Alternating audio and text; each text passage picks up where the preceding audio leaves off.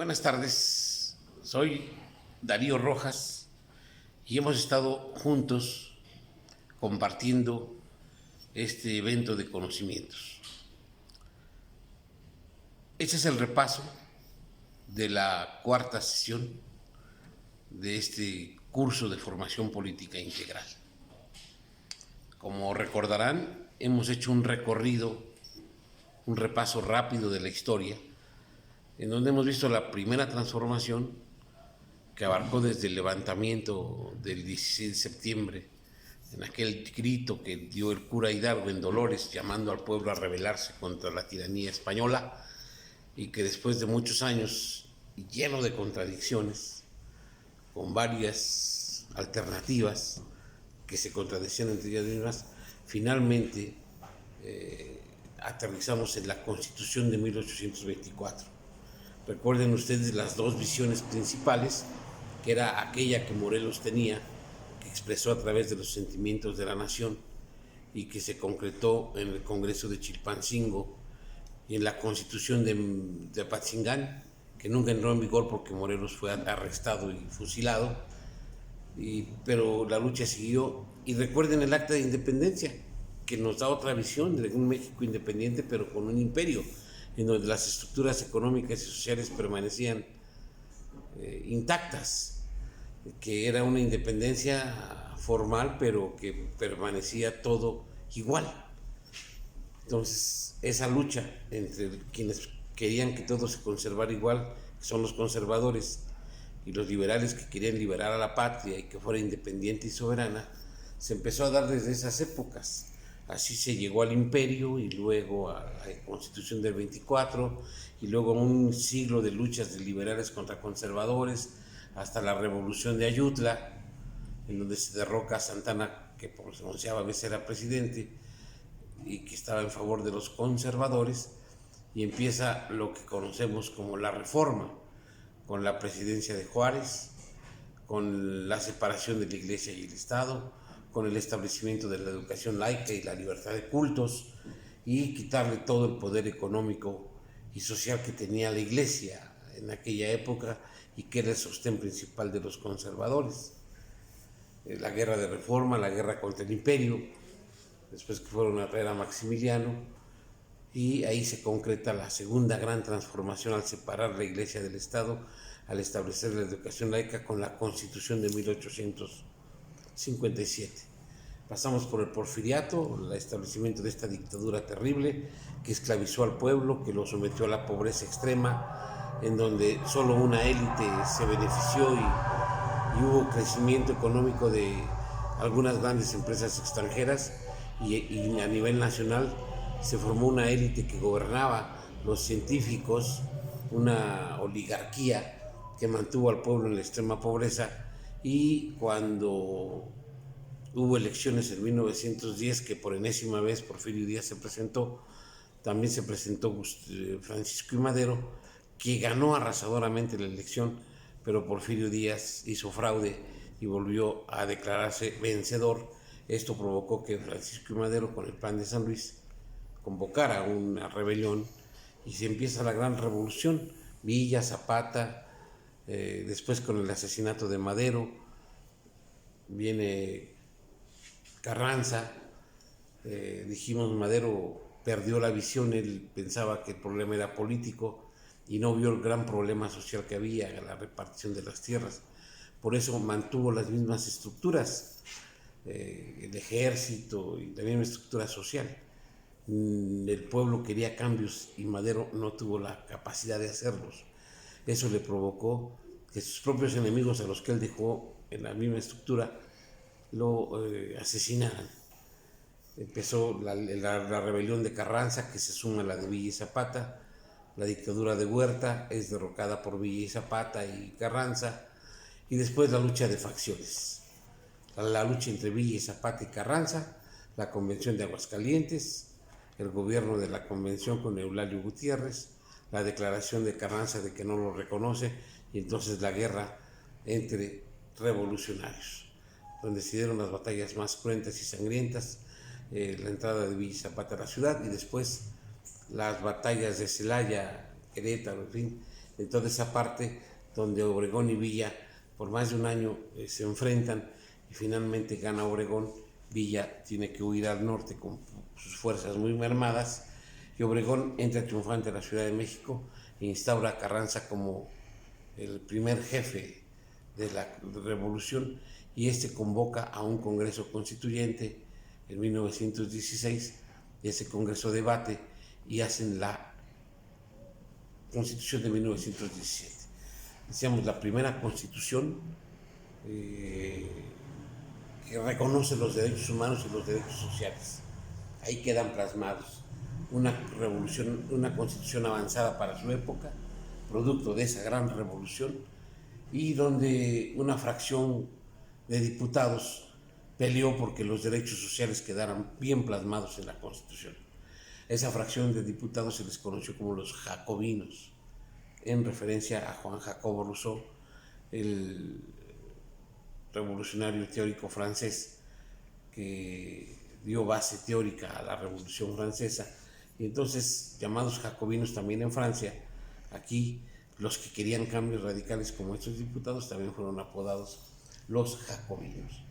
El artículo 3, el 27 y el 123, entre otros, son los artículos más importantes porque en ellos quedan plasmados los derechos del pueblo de México a la educación laica, gratuita y obligatoria por parte del Estado. El artículo 27 que da la propiedad al Estado, a la nación, de las cosas del suelo y del subsuelo y del espacio aéreo, es decir, el petróleo, la electricidad. Todo esto es parte y propiedad de la nación y también establece el reparto de tierras y aguas a los pueblos originarios. Y el artículo 123 que consigna los derechos laborales por los que la clase obrera había luchado en todo el mundo, no solo en México. Y que aquí en México un referente importante fue Ricardo Flores Magón con el Partido Liberal Mexicano en 1901 y 1906, en donde presentaron un programa donde consignaban eso. El programa del Partido Liberal Mexicano sirvió de base para redactar el artículo 123 constitucional, que establece las 8 horas de trabajo, el salario remunerador, la seguridad social para los trabajadores, etc. Entonces, hemos hecho eso y ahora llegamos ya a estudiar en esta sesión que vamos a hacer el repaso, estudiar cuáles son los principios de Morena, cuál es su programa de acción. En los documentos básicos que están publicados por Morena, estos son los documentos básicos que a ustedes se los hicimos llegar por medio electrónico, establece primero que nada un diagnóstico, diciendo que estamos en un régimen de corrupción, en donde la economía está en manos de monopolios, la planta productiva está destrozada, millones de jóvenes están sin oportunidades ni de estudio ni de trabajo, tenemos un Estado mafioso que se organiza para privatizar lo público, para beneficiar a los amigos a través de prácticas corruptas, ¿sí? Y que la mayoría de la población está en la pobreza. Ante esta situación, Morena declara sus principios. Morena es partidario del cambio verdadero y sostiene que la política no es para enriquecerse ni para servirse. La política es una vocación de servicio, hay que servir a los demás, declarando que el poder solo tiene sentido cuando se pone al servicio de los demás. Entonces, la lucha contra la violencia contra las mujeres y los niños es otro principio de Morena. El cambio pacífico y democrático, el respeto a la Constitución y a las leyes que existen, proponiendo que aquellas leyes que no benefician al pueblo hay que cambiarlas. Por eso la labor importante de los diputados de Morena, que tienen que cumplir con este programa. Los diputados no llegan ahí para ver con quién se agrupan, qué votan, qué negocian, no. Hay un programa claro que establece qué es lo que deben hacer los diputados en la Cámara y también en los congresos locales y en los municipios. En Morena no hay pensamiento único, esto debe ser muy entendido por nosotros, porque todavía existen las tendencias de algunos compañeros que quieren excluir a otros que no piensan como ellos. Entonces en Morena no hay pensamiento único. Dentro de Morena hay libertad de creencias, ¿sí? Y es un partido incluyente, en donde caben diversas clases sociales, cultos y corrientes de pensamiento. Eso debe ser un principio básico. Debemos entender a Morena como un amplio frente de mexicanos.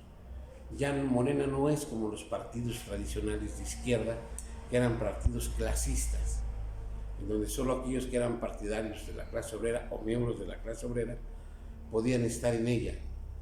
No, en Morena hay un amplio frente de mexicanos que luchan por el cambio verdadero.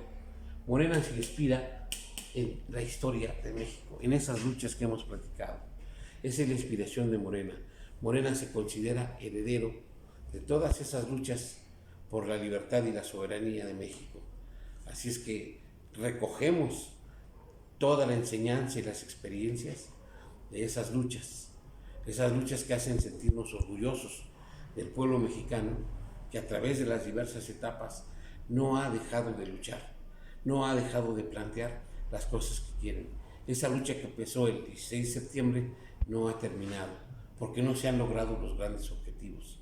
Muchos de esos objetivos, cuando uno cree que se van a alcanzar, se ha desviado. Los gobernantes, los dirigentes han desviado el camino y han vuelto nuevamente a la tentación de crear oligarquías y beneficiarse solo ellos y que la mayoría del pueblo esté en la pobreza. Por eso Morena quiere un cambio verdadero, un cambio de cómo se practica la política. Y por eso nos inspiramos en esas luchas. En Morena se da un debate abierto y respetuoso, algo que no hemos podido ver todavía, porque vimos el debate ahora que hay conflictos en la dirigencia, fue un debate de descalificaciones, de calumnias, de insultos, de exclusiones, en donde creo que nos deja la enseñanza de que así no se debe dirimir las diferencias en Morena. Los propios principios de Morena establecen un debate abierto, pero respetuoso. ¿Sí? Una nueva cultura. Aquí está la clave del cambio verdadero. Si no tenemos una nueva cultura, si no desaprendemos lo que ya aprendimos y aprendemos una nueva forma de hacer política, no haremos el cambio verdadero. Si seguimos con el acarreo, si seguimos comprando votos, si seguimos prometiendo puestos para que estén con nosotros, si seguimos haciendo grupitos, cuchupos y presionamos para ganar tal o cual espacio y descalificamos al compañero, entonces no hemos aprendido. Seguimos reproduciendo los vicios tradicionales de la política. El cambio verdadero está en que adquiramos una nueva cultura con valores democráticos y humanistas. Así lo declara Morena en sus principios. Morena establece que sus militantes deben tener conocimiento pleno de sus derechos y que los miembros de Morena debemos solidarizarnos con las luchas del pueblo de México y también con las luchas de los pueblos del mundo por su independencia y su soberanía.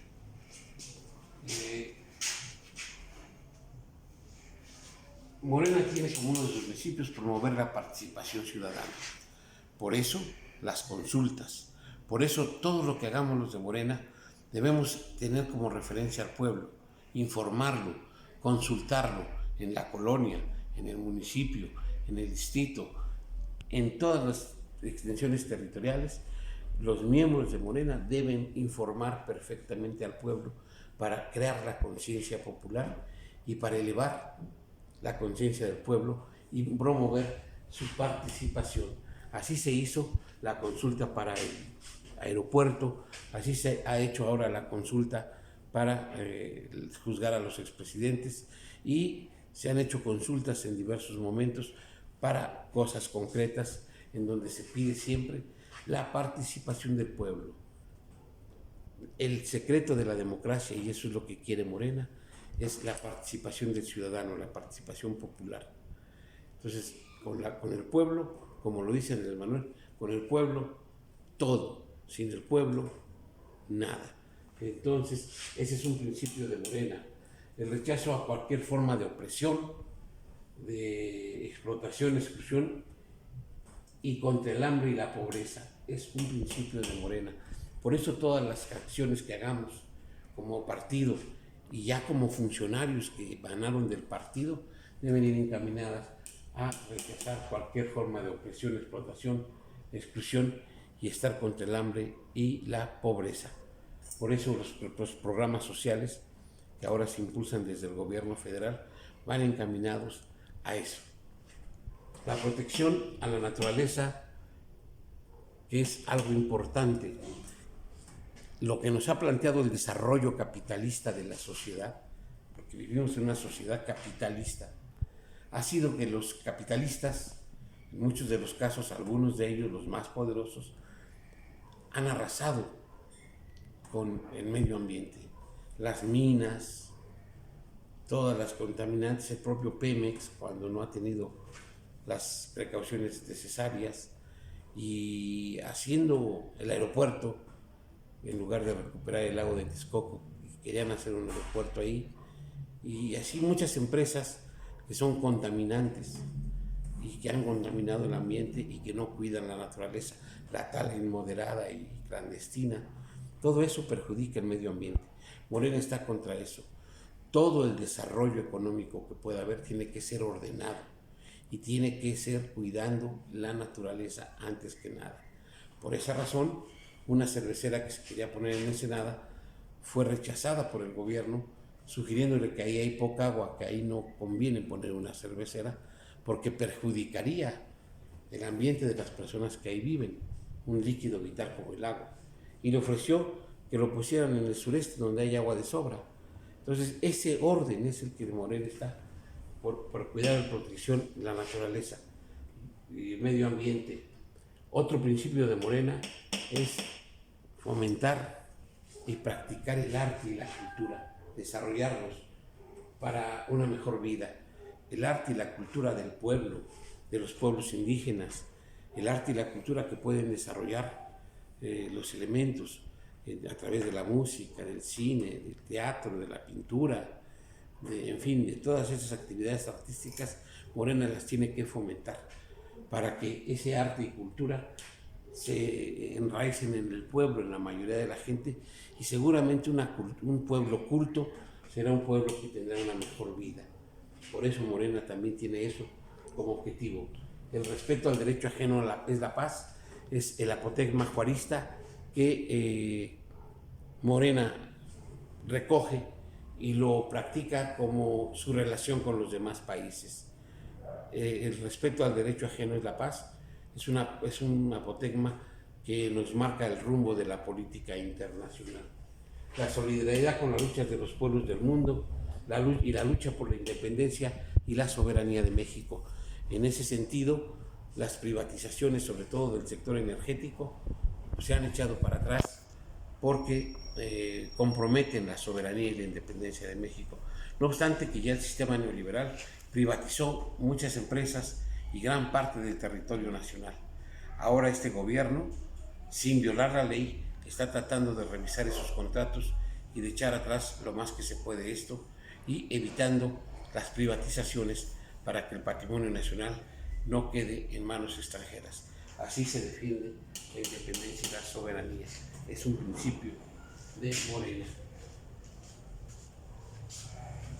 Morena también tiene su programa. En el programa de acción que tiene Morena nos consigna que Morena va a convocar a construir un país democrático, solidario y soberano. Eso les decía, Morena convocó a construir un país, pero un país plural, reconociendo que habemos distintas clases sociales, reconociendo que habemos distintas razas incluso, reconociendo todos los pueblos indígenas, el mestizaje, reconociendo las diversas culturas, las diversas creencias del pueblo de México. Por eso Morena convoca a todos los mexicanos a crear un país democrático y solidario, donde nadie tenga que renunciar a sus creencias ni a sus convicciones, pero que todos nos unamos en un objetivo común, en crear ese país democrático, solidario y soberano. Ese es a lo que convoca Morena. Por eso tiene esa pluralidad. También convoca a que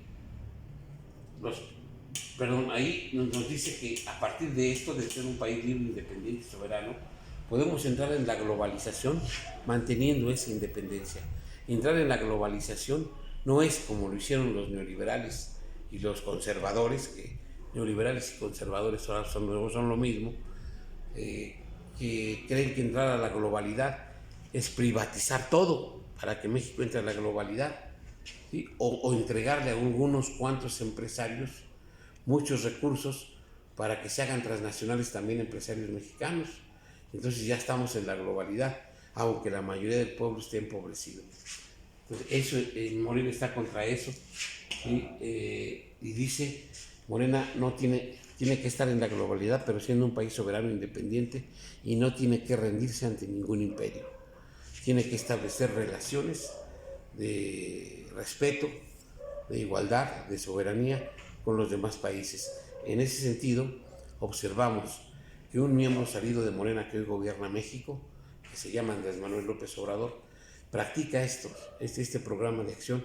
Ustedes vieron la visita con Trump, la postura que adquirió México, pidiendo y exigiendo respeto para nuestros trabajadores, para nuestros migrantes, que por primera vez Donald Trump, después de haber dicho tantas cosas en contra de los mexicanos, ahí en la presencia de Andrés, reconoció el gran aporte que hacen los trabajadores mexicanos a la economía y a la cultura norteamericana.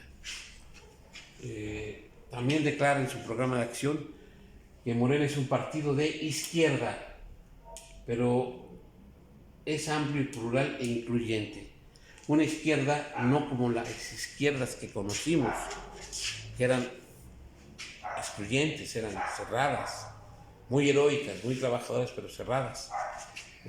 No, Morena es un partido que incluye. ¿Por qué se dice de izquierda?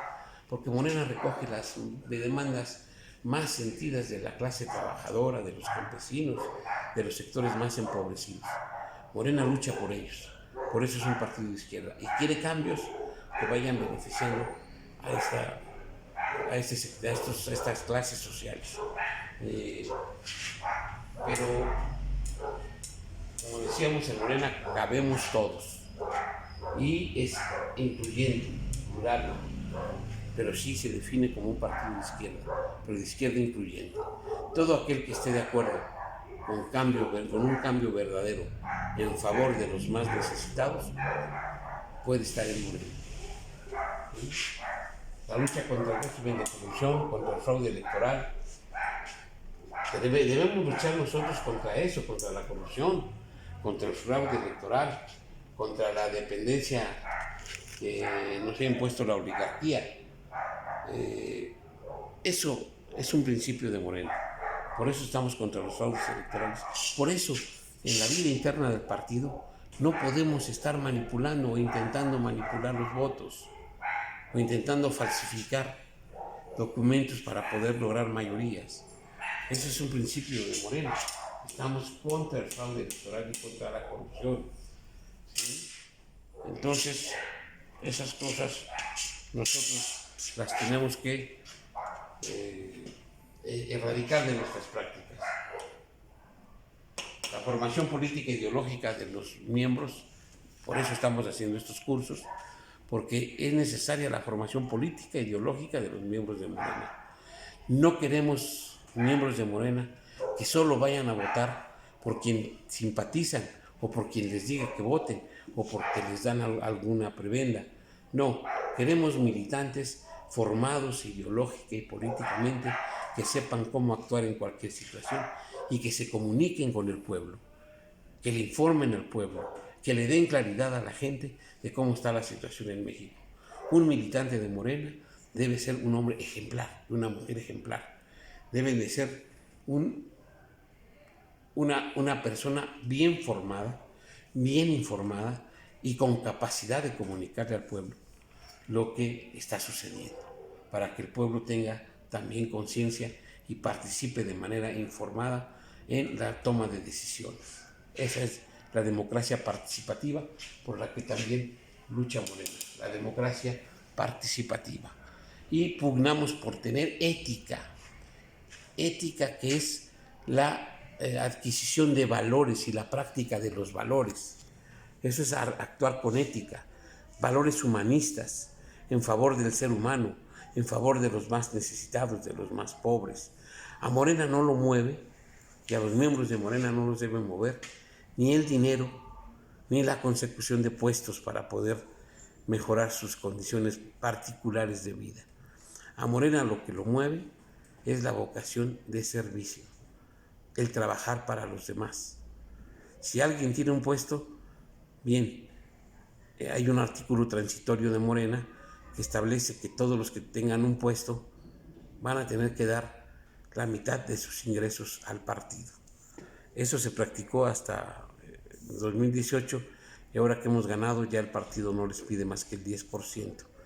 Pero deben de colaborar con el partido para que el partido pueda seguir sus actividades. Entonces debemos tener una ética republicana y democrática, la democracia como valor absoluto, ¿sí? La república. Aquí no queremos dictaduras ni imperios, ¿no? Somos históricamente una república y vamos a tener que seguir siendo una república, pero una república democrática. Y democrática quiere decir con la participación del pueblo para tomar decisiones. Y las decisiones que tenemos deben estar impregnadas de nuestros valores, de nuestra ética. Son decisiones en favor de los más pobres, en favor de los más necesitados. Y para, como decía en los sentimientos de la nación, tenemos que regular la opulencia y la indigencia, ¿sí? Moderar todo eso.